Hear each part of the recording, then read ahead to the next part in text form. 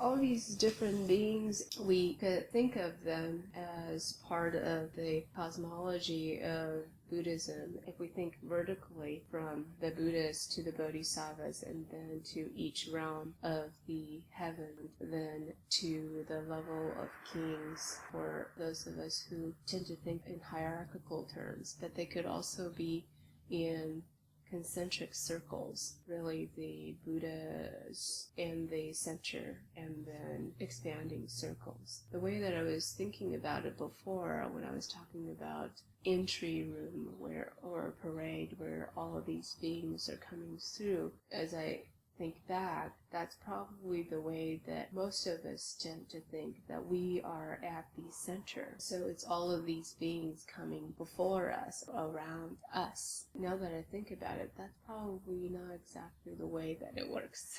It's more that they are all around, even beyond the concentric circles in the spatial span and the vertical expanse. They are generally all around. These beings who are all around, I tend to think of them more abstractly, like they can just be qualities or that they are some beings out there, but they're actually very real. Some of these are phantoms.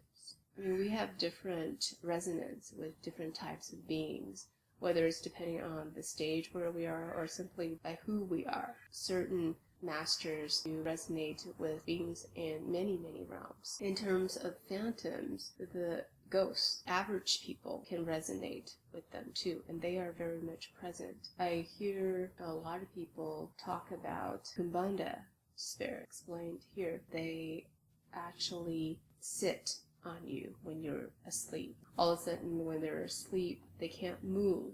They feel like something heavy is sitting on top of them. It's an actual ghost. Even described, the ghost actually looks like a melon, a winter melon. The types of beings that are around us, depending on the type of things that we do and the type of thoughts that we have, we will attract them. Those who are involved with certain types of intoxicants will attract certain types of phantoms and certain types of spirits.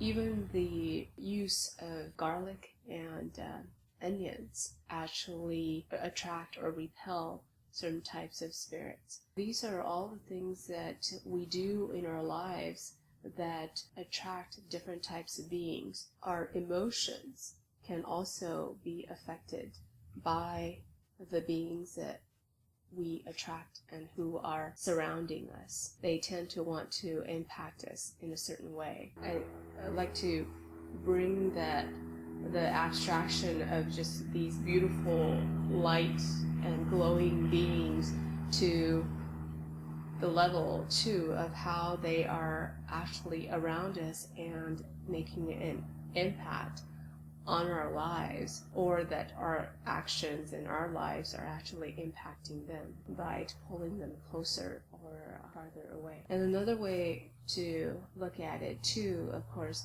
for instance, the foot traveling spirits, they are a quality of our mind. They actually represent an aspect of us. And so the foot traveling spirit very much represent how we must be steady in our practice, taking it one step at a time. The sun and moon, how there is wax and waning, pulling and pushing, and then the sun and how it's always strong and radiant. That would be another way to look at it, but I also find it's impossible for me to really fully understand too. We stumbled over a word while we were reading, mystery, letting parts of it be a mystery. Even looking at the structure, for instance, in these paragraphs that we just read today, and how they connect, for instance, to the penultimate chapter in the text. The penultimate chapter in the text is Sudana traveling to different places. His travels isn't just a journey of a trip from place A to place B, but that there is actually a pattern to it. The pattern, whether it's the vertical rising or the outward expanding, they are part of a pattern that I would say a greater pattern that's the mandala. The Buddhist cosmology as a mandala. It's a place of practice.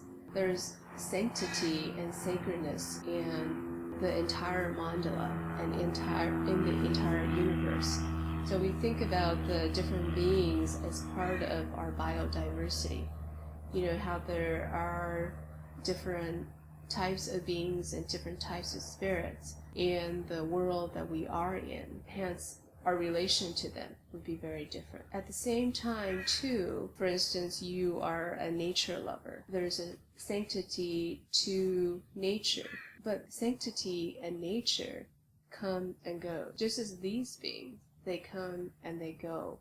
They're not always there. The practice is to be able to find that which is constant in the coming and going, even in the very things that inspire us and that inspire us to the sacred, such as nature. We note that they are indeed ephemeral. The root of it is that which we are seeking. And you can find the root then ultimately through all things, because as we just tried to describe vertically and horizontally and then all around in a mandala, are all imbued with this sanctity. At certain times of our practice, the doctrines aren't so important because there is so much to practice, to really apply in our lives. It's important to have that larger picture, because as we practice, the overall picture really guides us and directs us. For instance, when you talk about how thought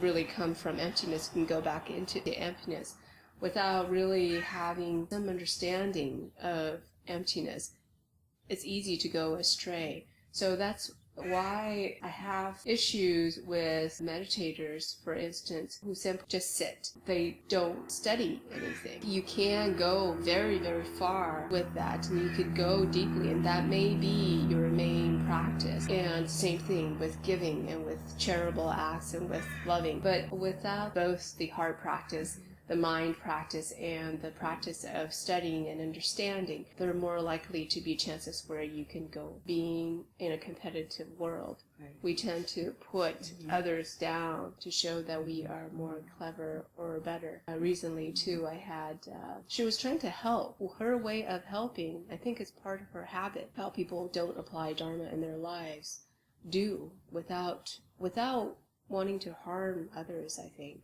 I don't think they intend to harm. It's habitual for them in the competitive world. She had to point out wrongs before she was going to help. It's a good supplement. It's important to practice. Part of the practice is about studying the doctrines. There are synchronicities that happen. You really do apply, and then as you study, they tend to coincide in some really amazing ways.